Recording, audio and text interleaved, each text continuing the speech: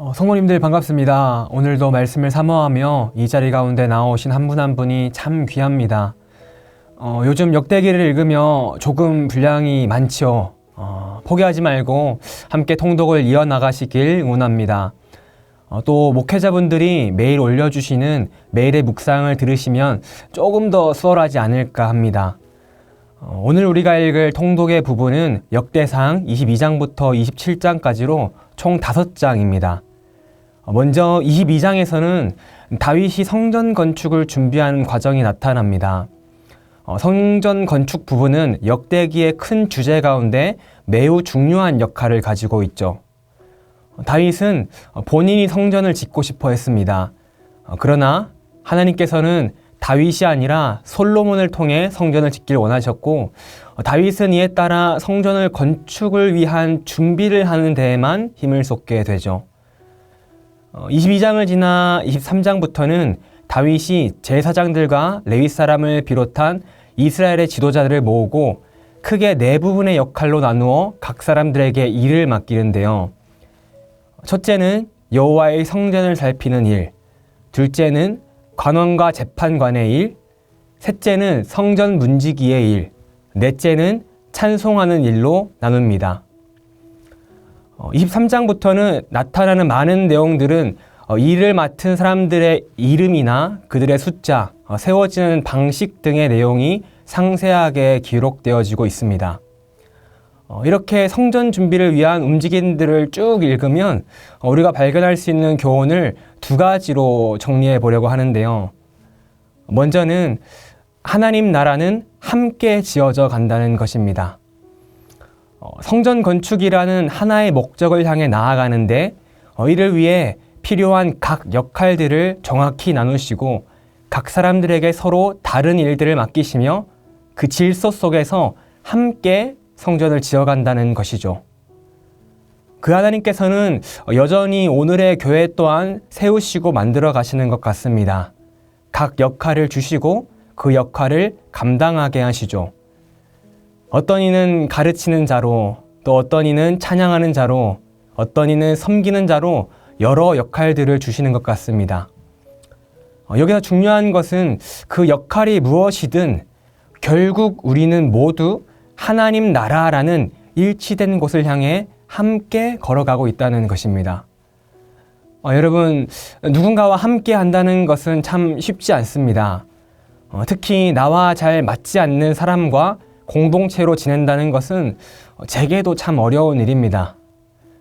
그러나 성전은 많은 사람들과 함께 지어집니다. 그리스도의 몸된 교회인 우리 또한 마찬가지죠. 좀 더 어렵더라도 우리는 포기하지 말고 함께 한 곳을 향해 나아가는 그런 저와 여러분들 되길 원합니다. 오늘 본문을 통해 얻을 수 있는 두 번째 교훈은 하나님은 은혜의 흔적을 통해 새로운 소망을 주시고자 한다는 것입니다. 오늘 본문을 읽다 보면 누가 어디서 무엇을 했다라는 식의 이야기가 계속해서 나온다고 말씀드렸습니다. 이 부분이 조금은 지루할 수 있고 여기에 어떤 의미가 있을까 싶기도 하며 좀 공감이 안 가실 수도 있지만 이 역대기를 읽는 첫 번째 독자인 이스라엘 사람들은 어떤 마음이었을까요? 바벨론의 포로에서 해방은 되었지만 여전히 어렵고 갈 바를 알지 못하는 상황 가운데 이 본문을 쭉 들으면서 누구누구의 익숙한 이름이 여기에 기록되어 있구나. 누구누구가 이런 일을 맡아 사용받았구나. 우리 가문이 이런 가문이었구나. 우리가 어떤 사람들이었겠구나 라고 생각하며 자신들의 정체성을 다시 한번 정립했을 것입니다. 그리고 이것을 넘어 이렇게 실제적으로 역사하시는 하나님이 지금 우리가 믿는 하나님이구나 라는 것을 다시금 깨달으며 새로운 소망을 갖게 되어지는 것이죠. 그렇기에 이 본문은 단순히 누가 몇 명이 무슨 일을 했다라는 것에 대한 정보를 전달하는 것이 주된 목적이 아닙니다. 한 사람 한 사람을 통해 일하셨던 하나님의 역사가 한 땀 한 땀 기록되어 있는 은혜의 흔적이라는 것입니다. 그리고 그 은혜의 흔적을 기억하게 하시면서 동시에 새로운 소망을 주시고자 하는 하나님의 일하심이라는 것입니다. 참 귀한 우리 성도님들, 오늘 통독을 하시며 먼저는 함께 지어지는 하나님의 나라를 발견하시길 축복합니다. 하나님의 나라는 혼자 이루어가는 것이 아닙니다. 주의 이름으로 두세 사람이 모여 함께 사용되어지는 것이죠. 그렇기에 조금 힘들어도 함께라는 가치를 포기하지 맙시다. 둘째로 우리에게 일하셨던 은혜의 흔적들을 기억합시다. 때로는 하나님이 침묵하시는 것 같고 내 삶을 인도하지 않으시는 것 같다고 느낄 수도 있습니다. 너무 상황이 어렵고 낙심되면 그럴 수 있죠.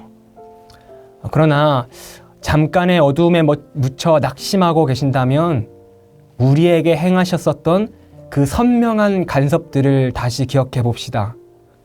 하나님께서는 분명 우리를 버려두지 않으십니다. 지금의 어두움을 뚫고 새 소망의 빛을 허락하실 줄 믿습니다. 함께 기도하겠습니다.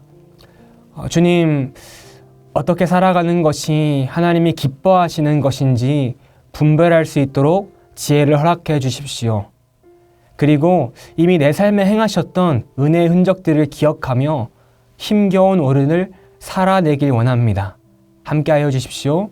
예수님의 이름으로 기도드립니다. 아멘.